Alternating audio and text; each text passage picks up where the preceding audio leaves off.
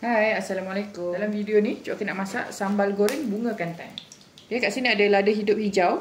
Okay, Cik Okey dah hiris-hiris macam ni. Lalu Cik Okey tumis dia dulu. Tumiskan lada hijau ni. Macam kita nak buat apa sambal goreng Jawa tu. Kita tumis dulu lada hijau ni sampai dia layu lah. Bila dia dah separuh masak, kita akan tumiskan ikan bilis ikan bilis. Okay, masak sekali.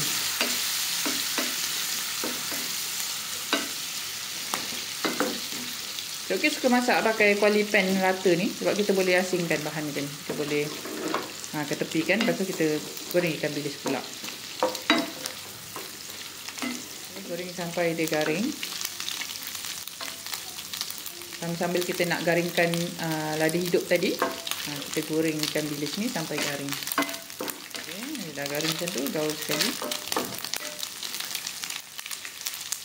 Okay, bila dia dah garing macam ni, boleh masukkan hirisan bunga kantan. Masukkan sekali.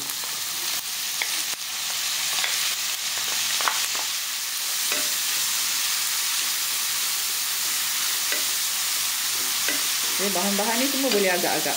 Kalau nak pedas lebih, kita letak cili lebih. Last sekali baru Cik Okey masukkan bawang merah.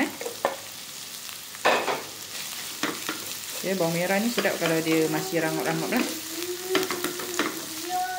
Jadi disebabkan ikan bilis tu dah masin, Cik Okey tak tambah garam lagi, tapi Cik Okey tambahkan dengan sedikit ajinomoto. Kalau kita masak sambal sedap kalau letak ajinomoto. Okey, pakai sikit je, tak perlu letak banyak-banyak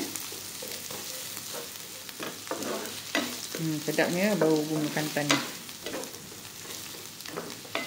Alhamdulillah, sambal bunga kantan dah pun siap. Ini dia hasilnya. Selamat mencuba.